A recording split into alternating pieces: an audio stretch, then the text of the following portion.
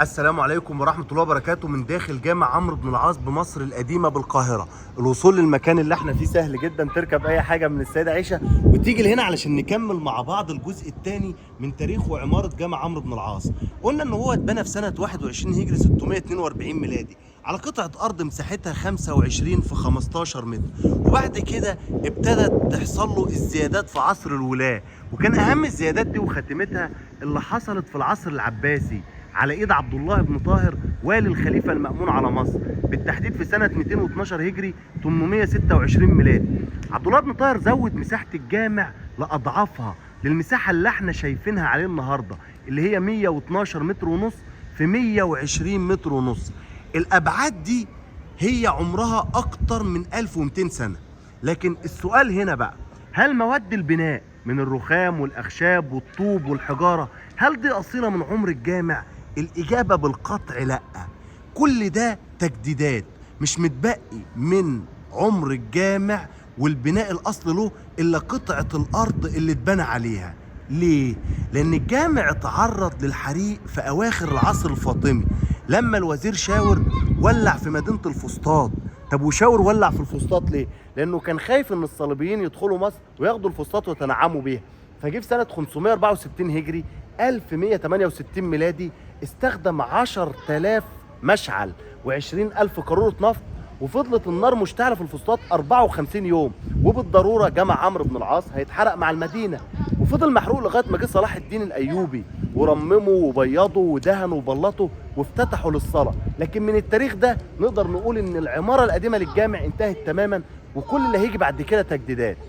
برضه في العصر المملوكي اتعرض لزلزال مدمر ايام السلطان الناصر محمد بن قلاوون في سنه 702 هجري 1302 ميلادي، والناصر محمد طلب من الامير صلار ان هو يرمم الجامع، وصلار عمل كده وجه جدد الجامع ورممه وافتتحه للصلاه، وعمل محراب جميل يمين المدخل الرئيسي للساده المالكيه على المدخل، جنب المدخل على الواجهه الرئيسيه من الاتجاه ده كده.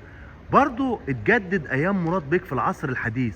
مراد بيك جه في السنه اللي جه فيها الفرنسيين مصر، الغزو الفرنسي اللي هي 1212 هجري 1798 ميلادي، وجدد الجامع ورممه وعمل المأذنتين اللي احنا بنشوفهم النهارده دول، دي واحده منهم، وفي مأذنه تانية برضو عند المدخل في الاتجاه ده، وهو اللي جدد جدار القبله وعمل بقى الكتابات اللي احنا بنشوفها النهارده عند المحراب الرئيسي والمحاريب اللي جنب منه.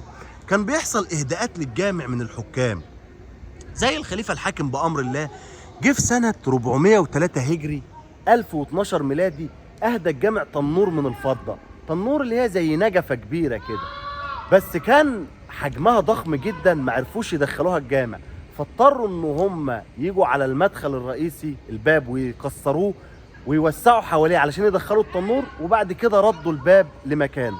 اتكلمنا برضو ان الجامع ما كانش للصلاة وأداء الفروض بس، ده كان جامعة للتدريس، ويعتبر هو أقدم جامعة في مصر. حد هيقول لي أقدم من الأزهر؟ هقول له أيوة أقدم من الأزهر.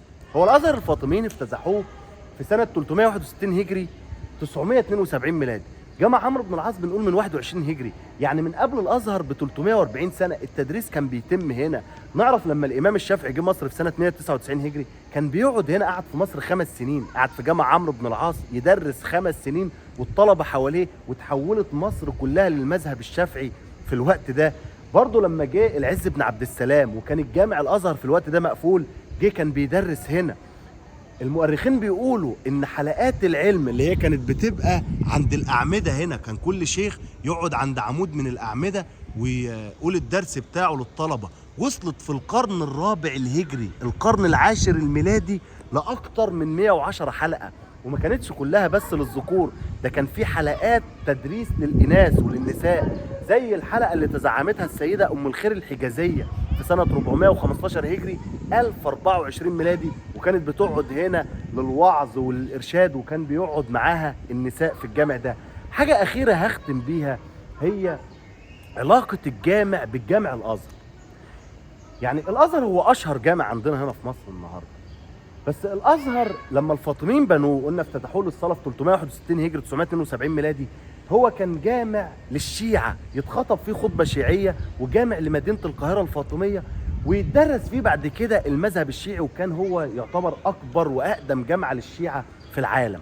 في الوقت ده اللي الازهر كان بيدرس فيه المذهب الشيعي وكان بيتخطب فيه خطبه شيعيه، كان جامع عمرو بن العاص في ال 200 سنه بتوع الازهر كان هنا لاهل السنه، والناس اللي كانوا ساكنين في الفسطاط من ارباب الحرف والطوائف والصناع كلهم كانوا سنه. فالخطبه اللي كانت بتتخطب في جامع عمرو بن العاص كانت خطبه سنيه، غير الخطبه اللي كانت بتتخطب في الجامع الازهر. ولا كان حد من الفاطميين او من الشيعه بيجي هنا يسمع الخطبه دي، ولا حد من اهل الفسطاط يروح عندهم، مش هتعجبه اصلا الخطبه بتاعت الشيعه اللي هناك. لذلك لما جه صلاح الدين الايوبي يسقط الدوله الفاطميه وينهيها في سنه 567 هجري 1171 ميلادي، صلاح الدين اسقط الخطبه للخليفه العاضد الفاطمي هنا. ازاي؟ في تقليد كده متبع طول ما احنا بنقول ان الخليفه ده بيحكم او موجود، اللي هو الدعاء للخليفه على المنابر. طول ما احنا بندعي للخليفه ده يبقى الخليفه ده هو اللي بيحكم البلد دي. فكنا بندعي للخليفه العاضد الفاطمي لغايه ما جه صلاح الدين الايوبي وعلى المنبر بتاع جامع عمرو بن العاص وما دعاش للخليفه العاضد، دعا للخليفه المستضيء العباسي اللي موجود في العراق. وزي ما جامع عمرو بن العاص قلنا ببناء الجامع ده كان اعلان لدخول الاسلام مصر، برضه من على منبر جامع عمرو بن العاص في 567 هجري 1171 ميلادي سقوط الدولة الفاطمية وانتهاء الحكم الفاطمي الشيعي وعودة مصر للحكم السني، وبقينا تابعين للخلافة العباسية، وقامت من هنا بقى السلطنة الأيوبية في مصر. فجامع عمرو بن العاص كان هو البداية. احنا بنزور الأماكن دي كل يوم جمعة. الجمعة اللي هي بكرة عندنا جولة في شارع السيوفية، وهنبدأ من عند سبيل أم عباس الساعة 10. وعندنا كل يوم أربع مع الدكتور محمد الششتاوي الأربعاء الدائم الساعة 8 بنتكلم في حلقات مسلسلة في التاريخ في المكان اللي هو فوق سطح مركز الرابع الثقافي اللي خلف الجامع الأقمر في شارع المعز. تقدروا تتواصلوا معانا عن طريق رقم الواتساب اللي موجود على الصفحة. ما تنسوش تعملوا شير. نشوفكم إن شاء الله في أثر جديد، والسلام عليكم ورحمة الله وبركاته.